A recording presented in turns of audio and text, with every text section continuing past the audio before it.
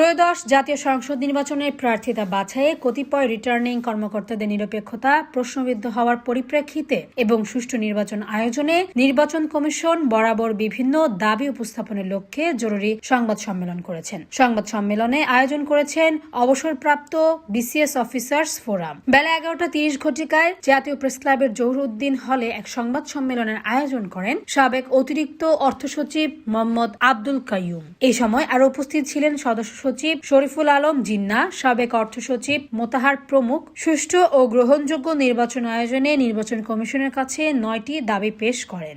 নির্বাচনের সাথে জড়িত যেসব কর্মকর্তা বিশেষত রিটার্নিং ও সহকারী রিটার্নিং অফিসারের নিরপেক্ষতা নিয়ে প্রশ্ন উঠেছে, তাদেরকে অনতিবিলম্বে দায়িত্ব থেকে অব্যাহতি দিতে হবে। নির্বাচন কমিশনকে নির্বাচন আইন প্রয়োগে পক্ষপাতহীন ও নিরপেক্ষ ভূমিকা পালন করতে কঠোর হতে হবে। ভোট কারচুপি রোধ ও অন্যান্য অনিয়ম রোধে প্রতিটি ভোট কেন্দ্রে সিসিটিভি ক্যামেরা লাগাতে হবে। আপনারা জানেন যে সিসিটিভি ক্যামেরা নিয়ে প্রায় সব দলই দাবি উত্থাপন করেছে। সিভিল সোসাইটির বিভিন্ন অঙ্গ থেকে ওটা দাবি উঠেছে। আমরা নির্বাচন কমিশনের সাথে আনুষ্ঠানিকভাবে বৈঠক করেছি এবং প্রেস কনফারেন্স করে এটা উত্থাপন করেছি, কিন্তু নির্বাচন কমিশন 200 বা 250 কোটি টাকা খরচ হবে, এটা নাকি জাতির জন্য অনেক ব্যাপক খরচ, এই অজুহাত তুললে এটার ব্যাপারে সরকারিভাবে জোরালো কোনো সিদ্ধান্ত নেয়নি। শুধু বলেছে ডিসিদেরকে যে ওনারা যেন তাদের নিজস্ব সম্পদ সংগ্রহের মাধ্যমে স্থানীয়ভাবে এটা ব্যবস্থা করেন।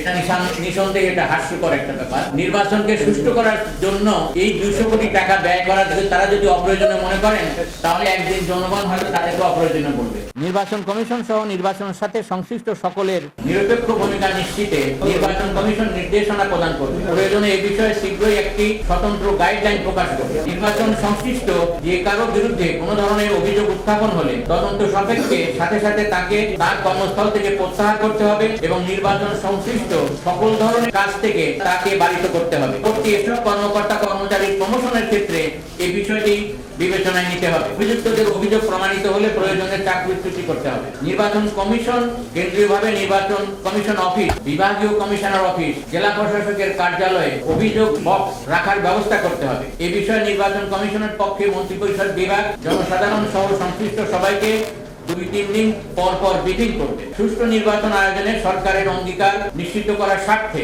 সরকারের উপদেষ্টা মণ্ডলী, বিশেষ সহকারী বৃন্দ এবং চুক্তিভিত্তিক নিয়োজিত অন্যান্য শীর্ষ পর্যায়ের কর্মকর্তাদেরকে আনুষ্ঠানিকভাবে ঘোষণা দিতে হবে যে তারা পরবর্তী সরকারের অংশ হবে না। এজন্য সরকারকে এখনই প্রজ্ঞাপন জারি করতে হবে। অর্থাৎ আমরা বোঝাতে চাচ্ছি, যারা এখন চুক্তিভিত্তিক নিয়োগে রয়েছেন এবং যারা উপদেষ্টা মণ্ডলী রয়েছেন এবং যারা সহকারী বৃন্দ রয়েছেন, তাদেরকে অবশ্যই ঘোষণা করতে হবে যে পরবর্তী সরকারে তারা কোনোভাবেই কোনো পদে অধিষ্ঠিত হবেন না।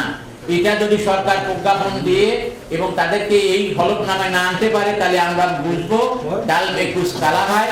তারা নিঃসন্দেহে কারোর কাছ থেকে আশাবাদ পেতে পারে, প্রতিশ্রুতি পেতে পারে যে হয়তো পরবর্তী সরকারে তারা নিয়োগপ্রাপ্ত হবেন। এই সম্ভাবনাকে যদি আমরা তিরোহিত করতে পারি নির্বাচন কমিশনের সদিচ্ছার মাধ্যমে এবং অ্যাকশনের মাধ্যমে, তাহলেই আমরা মনে করি যে এই যে সমস্ত কর্মকর্তারা রয়েছে তারা কোনো দলের পক্ষে নিজেদের অন্যায় করে নিজেরা জড়িত হবেন না এর সাথে। নির্বাচনকালে যারা জেলা প্রশাসক, উপজেলা নির্বাহী অফিসার, পুলিশ সুপার, থানার ভারপ্রাপ্ত কর্মকর্তা হিসেবে দায়িত্ব পালন করবেন, তাদেরকে নির্বাচন সমাপ্ত হওয়ার 1 সপ্তাহের মধ্যে লটারির মাধ্যমে অন্য কর্মস্থলে আবশ্যিকভাবে বদলি করতে হবে। এজন্য এখনই মন্ত্রিপরিষদ বিভাগকে প্রজ্ঞাপন জারি করতে হবে।